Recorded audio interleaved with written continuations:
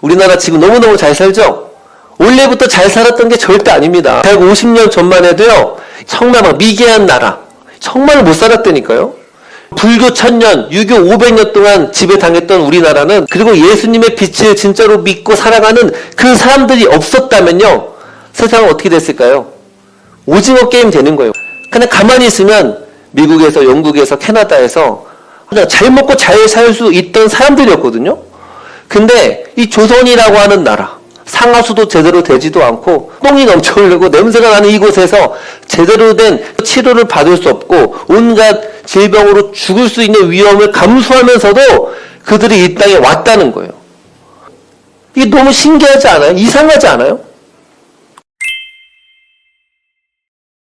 초막절이었습니다. 이스라엘 백성들이 광야에 있던 그 시절을 기억하고 기념하는 거 아닙니까?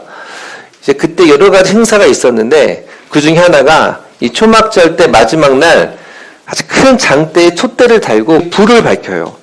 그때 예수님이 뭐라고 하십니까? 8장 12절 보면 나는 세상의 빛이라 나를 따르는 자는 어둠에 다니지 아니하고 생명의 빛을 얻으리라. 아멘. 예수님이 누구다?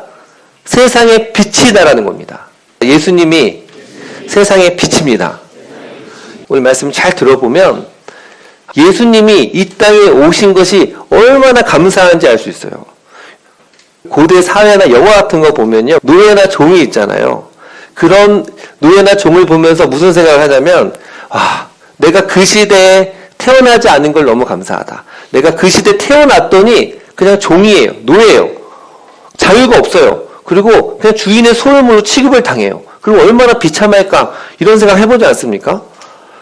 이 노예제도, 신분제도, 이게 사람을 미치게 하는 거 아닙니까?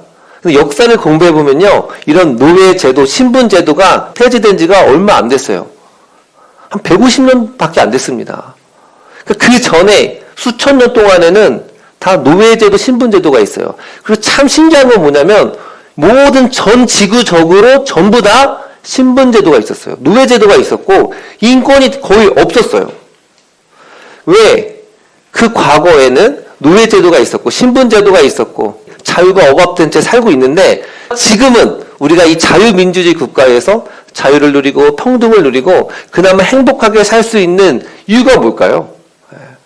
이것에 대해서 뭐가 있는지 함께 살펴보기 원하는데요. 뭐가 있을까요? 예수님이 있습니다. 예수님. 1800년도만 해도요, 그때 노예 무역 시장이 엄청나게 활발히 이제 되고 있습니다. 그때 영국의 상인들이 아프리카에 가요. 총을 들고 그냥 무작정 사람들을 생포해 가요. 그리고 그들을 배 깊은 곳에 쇠사슬로 묶고 한 달 이상을 가서 유럽에 파는 거예요. 그때 보면 배설물도 그냥 거기서 알아서 합니다. 밥을 거의 주지도 않아요. 그냥 30일 동안, 20일 동안 그냥 저렇게 두고 끌고 가는 거예요. 가면요, 3분의 1이 죽거든요? 그럼 3분의 1이 죽으면 어떻게 해요? 내버려 둬요. 죽은 노예들은 버리고 살아남은 노예들을요, 데리고 와서 미국에도 팔고 유럽에 파는 거예요. 이런 영국의 노예 무역을 당시 보면 영국 수입의 3분의 1이 노예 무역을 통했어요. 그러니까 당시 엄청난 수익이었거든요. 근데 윌리엄 윌버포스, 이 자서전을 읽어보면요, 이 사람이 노예 무역, 노예 제도를 폐지합니다. 영화도 나왔잖아요. 책을 읽어보면 반대가 보통 많은 게 아니었어요. 이게 하면 나라 망한다. 지금 수천 년 동안 이걸 당연하게 읽었다니까요. 근데요, 윌리엄 윌버포스가 노예 제도를 폐지했어요. 왜요? 이 윌버포스가 하나님을 신실하게 사랑하는 사람이었어요. 목회자 되려고 했는데 존 뉴턴이 얘기하잖아. 너는 목회자 되지 말고 정치인 해라. 그래서 이 세상을 바꿔라. 그래가지고요, 이 윌버포스가 가서 이건 하나님이 기뻐하지 않는 것이다 라고 하면서 노예무역 폐지를 하는 것입니다.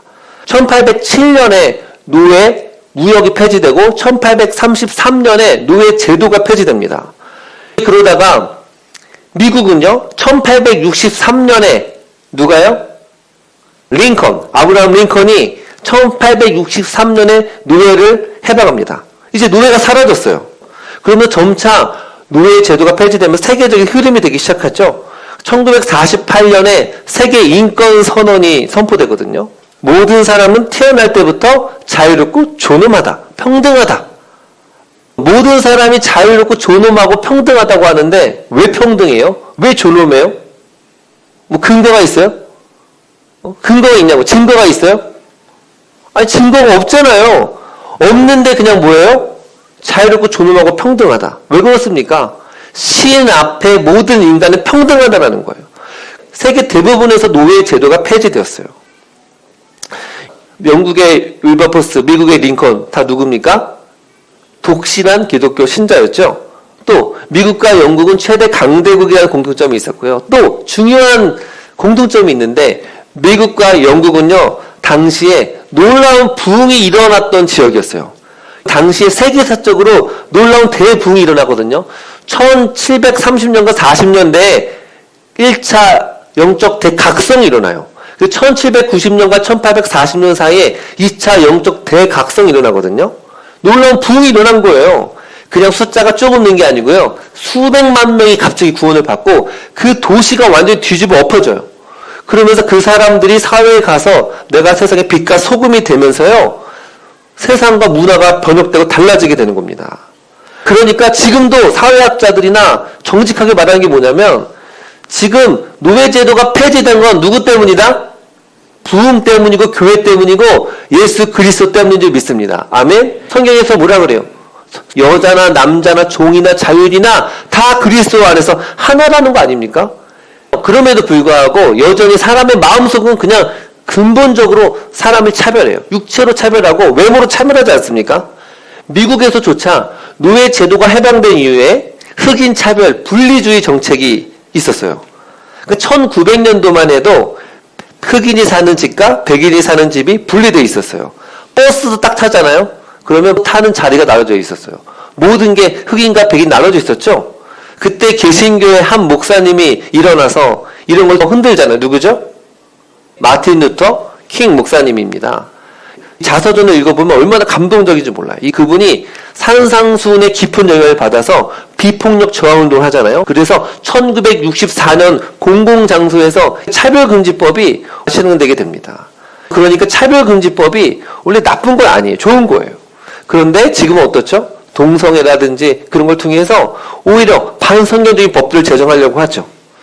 이런 무슨 말이냐면 이 세상에 가장 근본적인 게 뭐냐면 인간이 존엄하다 평등하다는데 이게 어디서 왔다? 예수님에서 왔다. 교회에서 왔다. 기독교에서 왔다는 거예요. 이게 불교 국가에서 일어난 게 아니고 힌두교, 이슬람, 유교 국가에서 일어난 적이 없습니다. 예수 믿는 사람들이 세상에 들어가서 차별이 심하고 미움이 심한 곳에 그곳에 평화를 심고 그 사람을 존엄하게 보고요. 세상이 달라지게 된 것입니다. 인도라는 나라 보십시오. 지금은 공식적으로 카스트 제도가 폐지됐지만 지금도 4개의 계급이 있어요. 마지막이 untouchable, 불가촉 천민이에요. 그런 사람이 2억 명인데요. 주민등록증도 없고 그냥 어둠 속에 있다. 그냥 살다 죽는 사람들이 그렇게 많아요. 사람들이 터치도 하면 불교라고 생각하는 사람들이에요. 무슬림 국가 보세요. 이번에 저희 선교를 말레이시아로 가는데 무슬림 국가 아닙니까? 무슬림 국가는 어떠냐면 여성과 약자를 얼마나 차별하는 줄 아십니까? 지금도 무슬림 국가에서는요. 남성이라는 보호자가 없이는요. 여자가 여행을 마음대로 못 가요. 취업이 제한돼요. 여자는요. 법정에서 증언의 가치를 인정받지 못해요. 복장 규정이 있고요. 그것을 어기면 바로 체벌을 합니다. 일부 이슬람 국가에서는 지금도 태형, 채찍질, 공개 처형, 투석형이 존재합니다. 왜 그럴까요? 그들은 코란과 샤리아라는 국가법의 근간이 되는 이렇게 돼 있어요. 남자는 여자보다 우월하며 여성을 지배하는 보호자다. 따라서 건전한 여성은 헌신적으로 남자를 따라야 한다. 남녀의 상속에 차이가 있다. 남자는 여자의 2배의 재산을 상속받는다. 남성의 가족을 부양할 책임이 있다. 라고 하면서요. 여성을 차별하는 거예요. 근데 기독교는 어때요? 기독교는요. 여성을 존중합니다. 여성을 인정해요. 여성의 리더십들이 나오는 거예요. 우리나라 볼까요? 우리나라 지금 너무너무 잘 살죠? 원래부터 잘 살았던 게 절대 아닙니다. 딱 150년 전만 해도요. 이 땅은 우리가 알고 있는 정말 막 미개한 나라. 이런 나라 정말 못 살았다니까요. 불교 1000년, 유교 500년 동안 지배당했던 우리나라는 너무너무 어려웠어요. 1860년에 선교사가 들어오기 시작하잖아요. 선교사가 들어오면서부터 어둡고 깜깜한 이 땅 가운데 빛이 비추기 시작한 겁니다. 당시 선교사님들 이야기를 들어보면요. 딱 태어났는데 여자다. 그럼 버려요. 길가에 버려졌다가 죽은 여자들이 그렇게 많았다는 거 아닙니까? 당시 조은이 성행이다. 조은. 10살이나 12살이면요. 남자가 100만 원만 주면요. 이 사람을 아내로 삼을 수 있었어요. 그리고 종처럼 계속 일만 시키는 거예요. 여성은 남편의 동반자가 아니라 주인이었어요. 남편과 나란히 걸을 수도 없었어요. 한 상에서 식사를 할 수도 없었어요. 남편은 돈만 있으면 첩도 데리고 살 수 있는 거예요. 그래도 여자들은 아무 말도 할 수 없었어요. 당시에 여자들은 칠거지약을 행하면 쫓아낼 수 있었어요. 첫 번째, 시부모에게 순종하지 않은 죄. 두 번째, 아들을 낳지 못한 죄. 세 번째, 부정한 죄. 네 번째, 질투한 죄. 다섯 번째, 남의 것을 훔치는 죄. 여섯 번째, 간질, 나병 같은 중병이 있을 때. 일곱 번째, 뭔 줄 아세요? 말이 많은 죄. 말이 많으면 그 쫓아낸다니까요? 쫓아내요. 저는 굉장히 여성을 사랑합니다. 왜 그런 줄 아십니까? 예, 딸이 3명이나 있기 때문에 여성의 인권이 중요해요. 근데 여러분, 예수님이 오지 않았다면, 위교국가였다면 이런 나라가 되어 있는 겁니다. 한 선교사님이 우리나라 이제 들어왔거든요. 그랬더니 아이들이 다 굶고 있어요. 아빠 어디 갔냐? 아빠가 포졸에 끌려갔는데요. 감옥에 갔대요. 그랬더니요, 물어봤어요. 여기서 뭐 하십니까? 모르겠대요. 그냥 포졸이 와서 데려갔대요. 다른 사람들 물어보니까 전부 다 그렇대요. 그냥 사또 마음이에요. 사또가 마음에 안 들어. 그러면 그냥 가둬 놓는 거예요. 로비를 안 하면 감옥에 갇히는 거예요. 재판도 없고 변호사도 없고 엉망진창이었다니까요. 그게 유교 500년 동안 다스렸던 우리나라의 실제예요. 이런 나라에 선교사들이 들어오기 시작했어요. 선교사들이 들어와서 학교를 세우고 병원을 세웠는데 저는 어제 다시 보는데 이게 너무너무 말이 안 되는 기적과 같아요. 왜 그 선교사람들이 이곳에 왔을까? 언더우드가 이곳에 와서 연세대학교를 세우지 않습니까? 또 언더우드가 병원을 세우잖아요. 세브란스. 돈이 많은 사람이었어요. 그 사람한테 그 1만 달러를 후원을 받아가지고 처음으로 근대식 병원을 이 대한민국에 세워요. 근데 그때 1만 달러로 하면 지금 얼마 되는 줄 아세요? 1000억 원이 넘는 돈이에요. 1000억 원이 넘는 돈을 세브란스가 그냥 후원을 한 거예요. 아펜젤러, 알렌, 스크랜턴이 학교를 세웠어요. 그리고 메리 스크랜턴이 여자인데 이렇게 보니까 여자들이 글을 몰라요. 그래서 그 여자들을 교육을 하기 시작합니다. 한글을 가르쳐주고 영어를 가르쳐주기 시작해요. 이화 학당이 되고 나중에 이화대학이 되는 거예요. 우리나라에 선교사들이 들어오면서부터 빛이 임하기 시작한 거예요. 책 중에 조선회상이라는 책 있어요. 꼭 한번 사서 보세요. 얼마나 감동적인지 몰라요. 윌리엄 제임스 홀이 들어오거든요. 그 다음에 옆에 로제타 홀, 이 부부예요. 20대 후반에 들어왔거든요. 근데 윌리엄 홀 이제 남자가 들어온 지 평양에서 청일전쟁이 일어나니까 너무 환자들이 많으니까 하루에 15시간 동안 막 사람을 치료하다가 결국에는 질병으로 인해서 죽게 돼요. 이 여자가 로제트 홀이거든요. 이 여자 로제트 홀은요, 그 안에 뱃속에 이미 아기가 있었어요. 에디스 홀이라고 뱃속에 있었고, 그 다음에 셔우드 홀이라고 하는 아들이 있었어요. 근데 남편이 죽었잖아요. 그래서 이 로제타 홀이 너무 힘들어서 다시 고향으로 가요. 근데 놀라운 건 뭐냐면 조선에 다시 돌아와요. 남편의 그 꿈을 이어받아야겠다. 여전히 조선을 선교해야겠다. 이런 마음을 가지고 다시 돌아오는데 얼마 안 돼서 딸이 또 죽어요. 에디스 홀이 또 죽어요. 마지막 그 아들 있잖아요. 아들이 셔우드 홀이거든요. 셔우드 홀이 살아남아서 나중에 미국 가서 의사가 돼서 조선에 또 들어와요. 그렇게 해서 이 사람들이 거의 다 합치면 70년, 80년이 넘도록 3대가 이 대한민국 조선을 위해 헌신합니다. 이 사람들의 일기가 있거든요. 보면 정말 감동적이고 눈물이 날 수밖에 없어요. 아니 도대체 이 사람들이 왜 이곳에서 복음을 전하러 왔을까? 미국과 영국이 어떤 나라였는 줄 아세요? 그때? 당시에 우리나라는 비교도 안 되는 엄청난 나라였어요. 그때 미국은요, 사진 보면 왼쪽에 있는 그때 당시에 미국의 나라였어요. 1800년도가 이 정도였어요. 엘리베이터가 있고요. 지하철 에스컬레이터가 있는 나라. 오른쪽 사진은 우리나라 광화문이었어요. 그렇게 편하게 살던 사람들이 갑자기 정신이 나간 것도 모자라서 가면 온갖 고생을 뻔히 할 걸 알면서도 불구하고 이 조선 땅에 들어오는 거예요. 우리나라에 들어왔던 선교사님들을 연구를 해보면 너무 신기한 게 뭐냐면 평균 나이가 25살이에요. 그렇게 젊고 굉장히 똑똑한 공부했던 사람들이 많았어요. 미국의 부흥운동 1840년 D.L. 무디 운동을 통해서 은혜를 받았던 사람들이 세계 곳곳에서 복음을 전하자 글쎄 빛을 증거하자고 했던 사람들이 곳곳에 들어온 거예요. 우리나라가 그 혜택을 받은 거죠. 미국 테네시 의과대학을 수석으로 졸업했던 존 에런 선교사, 토론토 대학의 의대 교수였던 에비슨 우리 선교사님, 캐나다 퀸즈 대학을 졸업했던 윌리엄 제임스 홀 선교사님, 이분들 다 의사고 그냥 가만히 있으면 미국에서 영국에서 캐나다에서 아주 그냥 잘 먹고 잘 살 수 있던 사람들이었거든요. 근데 이 조선이라고 하는 나라, 상하수도 제대로 되지도 않고 똥이 넘쳐 흐르고 냄새가 나는 이곳에서 제대로 된 치료를 받을 수 없고 온갖 질병으로 죽을 수 있는 위험을 감수하면서도 그들이 이 땅에 왔다는 거예요. 이게 너무 신기하지 않아요? 이상하지 않아요? 이분이 존 헤론이죠. 이분 되게 잘생기지 않았습니까? 온 지 한 3년 정도 이제 있다가 이제 이질로 사망하게 되는데요. 이분이 최초로 양화진에 묻혔던 분이셔요. 근데 묘비에 뭐라고 써 있는 줄 아세요? 이렇게 되어 있습니다. 하나님의 아들이 나를 사랑하시고 나를 위하여 자신을 주셨다. 갈라디아서 2장 10절. 이 말씀이 묘비명에 적혀 있습니다. 그러니까 이 사람들이 이곳에 왜 왔어요? 나를 사랑하신 예수 그리스도, 그 사랑을 받아서 그 빛을 나만 가지고 살 수 없다. 이 빛을 누군가에게 전해야겠다. 그런 마음을 가지고 온 거예요. 양화진 외국인 선교사 묘가 있잖아요. 어떤 묘가 있냐면 작은 비석들이 있어요. 뭐냐면 17명 중에서 10명이 4세 이하예요.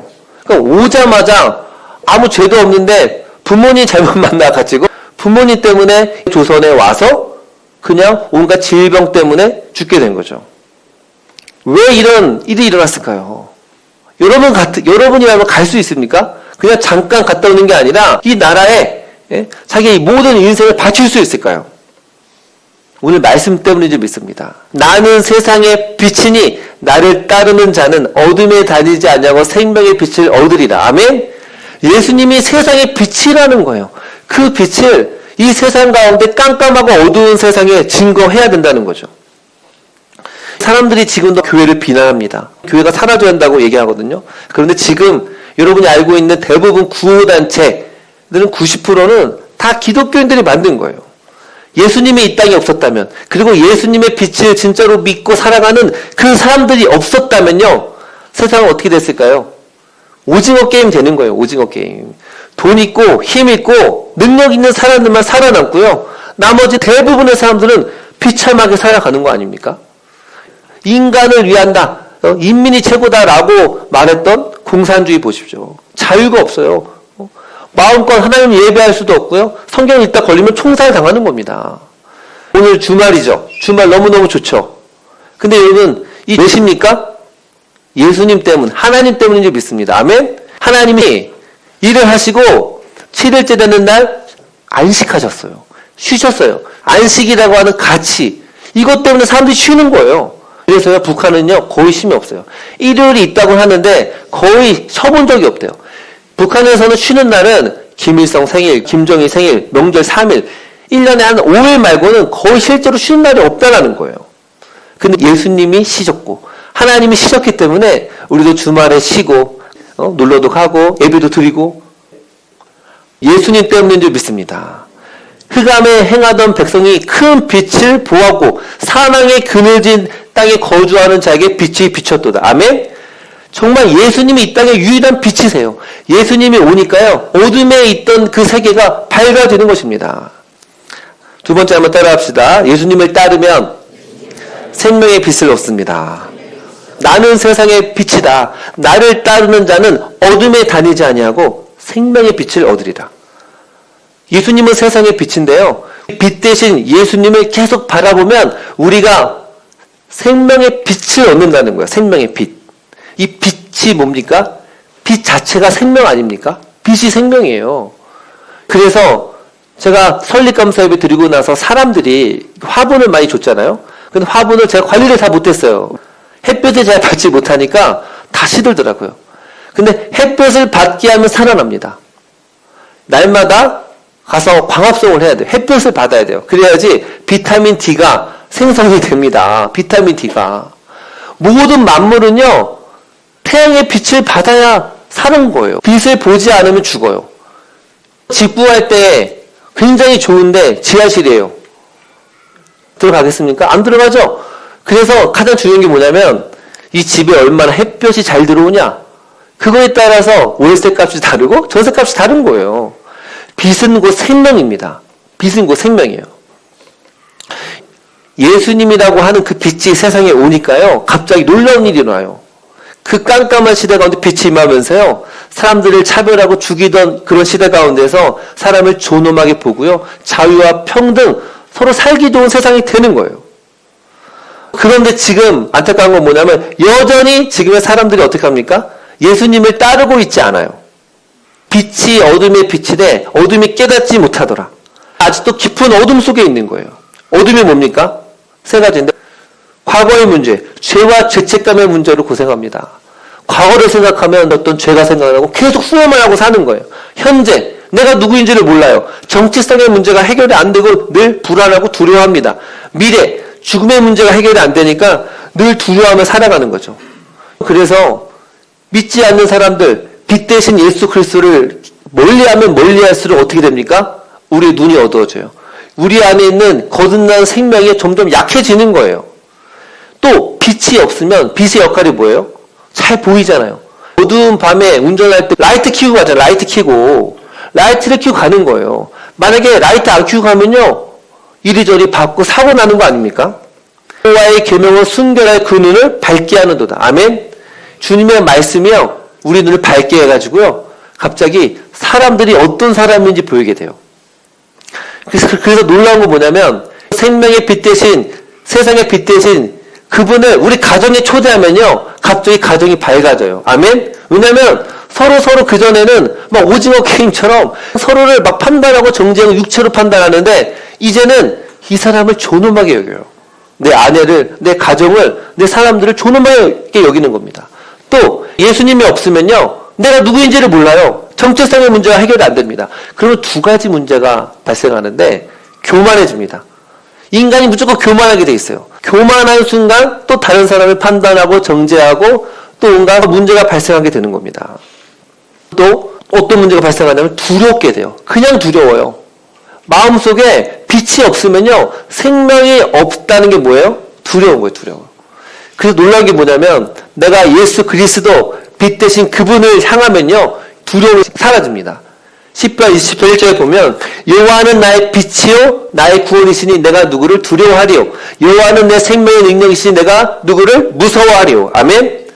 주님이 빛이 임하면요, 갑자기 두려움이 사라집니다. 우울한 게 사라져요. 불안함이 사라져요.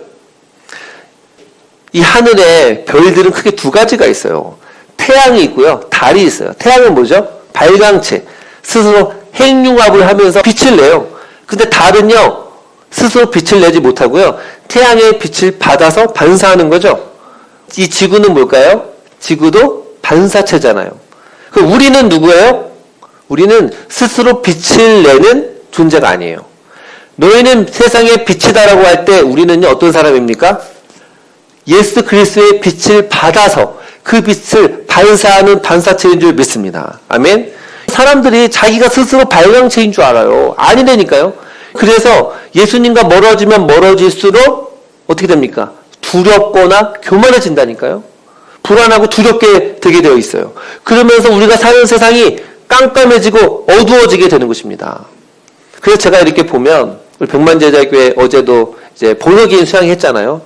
11시간 동안. 근데 정말 말씀하시는 게 뭐냐면, 예수님을 제대로 믿고 훈련받고 하면 달라지는 게 있는데, 그건 먼저 가정에서 변화가 일어나요. 가정에서 화를 내는 빈도, 강도가 약해진다니까요. 왜 그렇습니까? 이 사람을 예수님의 눈으로 바라볼 수 있게 되는 것입니다. 골로새서 1장 13절 14절 보면 그가 우리를 흑암의 권세에서 건져내사 사랑의 아들의 나라로 옮기셨으니 예수님께서 하신 것 흑암에 있던 우리를 빛으로 인도하셨습니다. 10편 36편 9절 보면 진실로 생명의 원천이 주께 있사오니 그의 빛 안에서 우리가 빛을 보리이다. 아멘. 예수님을 가까이 하면요, 눈이 선명해져요. 시력이 한 8.0이 돼요. 다 보이게 된다니까요. 저희 교회가 한 달에 한 번씩 비상한 기도회를 하고 있잖아요. 6시간 동안 금요일날 기도하고 있는데요. 막 멀리서도 왔다가 성도님 근처에 잠도 자고 그래요. 제 간증을 들어보면 내가 어떤 결정을 해야 될지 몰랐습니다. 근데 기도하니까 갑자기 내가 이 남자친구를 지금 헤어져야 할지 말아야 할지 선명하게 드러난다는 거예요. 내가 지금 취업을 해야 될지 대학원을 가야 할지 이직을 해야 될지 뭘 해야 될지 선명해집니다. 뭐 하면요? 기도를 통해서 예수님과 가까워지면 그 빛이 임하면서요, 모호했던 이 세상이 밝아지는 것입니다. 사랑하는 여러분, 예수님을 가까이 하십시오. 빛 대신 예수님을 가까이 하면 할수록 여러분 안에 생명의 빛이 임하게 될 줄을 믿습니다. 아멘. 저도 보면 목사 아들로 자랐어요. 새벽 예배를 드리면서 하루를 시작했거든요. 교회가 놀이터였어요. 교회가 놀이터. 그럼에도 불구하고 내 안에 진정한 은혜와 평강이 없었어요. 순간순간 불안하고 두렵고 비교의식, 열등감, 상처받고 상처 주고. 교회를 다녀오면 그때 마음이 굉장히 허하고. 근데 그때 제가 가만히 생각을 해보니까 교회에서 분명히 전도사님이나 이런 목사님들이 예수님을 따라야 한다 얘기를 했을 거예요. 근데 정말 진지하게 내 곁에서 진짜 어떤 어려움이 있더라도 그 빛 대신 예수님을 따라야 한다라고 진지하게 얘기를 해주시고 그런 모델을 보여주신 분이 많지 않았던 것 같아요. 그러다 보니까 제가 적당히 신앙생활을 해야 되나? 그렇게 생각하면 할수록 어떻게 됩니까? 생각이 많아지고 두려움이 많아지고 상처가 많아지는 거예요. 그러다가 예수님을 깊이 만나게 되었어요. 한번 내가 정말 이 빛 대신 예수님을 순종해 봐야겠다. 살아보니까 내 안에 눈이 밝아지기 시작하는 거예요. 아, 정말 신이 존재하네. 저 하나님이 세상과 우주 만물 저 나무를 만드셨네. 예수님이 나를 위해 진짜로 죽으셨다고? 그러면 나는 세상에서 너무너무 소중한 존재네? 그 사람도 주님이 사랑하시는구나 라고 하면서 그 사람을 사랑할 수 있게 돼요. 아, 예수님이 십자가에 죽으니 3일 만에 부활하셨네. 와, 이제 부활의 소망, 죽음을 두려워하지 않게 되는구나. 아, 이 성경이 진짜 하나님 말씀이구나. 이제는 이 말씀 안에서 모든 나의 삶의 문제에 해답이 되게 되는 것입니다. 주의 말씀이 빛입니다. 아멘. 주의 말씀이 내 발의 등이요 내 길의 빛입니다. 이번 주에 우리 순자님들이 저희 집에 오셨어요. 그래서 몇몇 순자님들이 저희 집에서 잠을 자고 갔거든요. 한 5명 정도가 살아왔던 이야기를 하면서 특별히 백만제자교에 와서 변화된 이야기, 또 받았던 은혜를 얘기를 많이 하셨거든요. 근데 이제 다 얘기하는 게 뭐냐면, 정말 여기 와서 너무너무 은혜를 받았다. 기초교회 오면 엄청 고생할 줄 알았는데 오히려 가서 내가 섬기다 보니까 내 안에 두려움과 불안, 자살 충동이 사라지고 너무 좋았더라. 그러면 또 놀라운 건 뭐냐면 이분들이 어떻게 영혼을 섬길까, 어떻게 영혼을 한 명이라도 사랑하고 제자 삼을 수 있을까를 고민하더라고요. 제가 그 이야기를 듣는데 막 눈물이 날 것 같더라고요. 왜냐하면 제가 개척하고 나서 사람이 없으니까 혼자였잖아요. 이제는 다른 영혼에게 빛을 전하려고 고민하는 사람들이 있구나 라는 생각이 드니까 굉장히 마음에 감동이 되더라고요. 우리의 유일한 비전은 뭐냐면 예수님의 빛을 받아서 그 빛을 증거하고 전하는 거예요. 이게 우리의 유일한 사명인 줄 믿습니다. 예수님을 따라가십시오. 그를 멀리 감치 따라가지 말고 날마다 생명의 빛을 받으십시오. 그러면요, 여러분 안에 놀라운 일이 일어납니다. 신의 악단 영화를 보면 이 고통의 멍에 그 노래가 있잖아요. 이 가사가 딱 보면 이겁니다. 고통의 멍에를 벗습니다. 병든 내 몸이 튼튼해진대요. 예수님께 가면 빈궁한 삶이 부해지고 죄악을 벗어버리게 됩니다. 예수님께 가면 십자가의 은혜를 받게 되고 슬프던 마음이 위로받고 이생의 풍파가 잔잔해진대요. 그리고 예수님께 가면 교만한 마음을 내버리게 되고요. 실망한 이 몸이 힘을 얻고 하늘의 기쁨을 경험한대요. 예수님께 가면 죽음의 길을 벗어나게 되고 영원한 집을 바라보게 되고 멸망의 포구에서 벗어나서 평화의 나라 이르게 된다. 이 그 찬양 아닙니까? 찬양하시면서 함께 나아가도록 하겠습니다.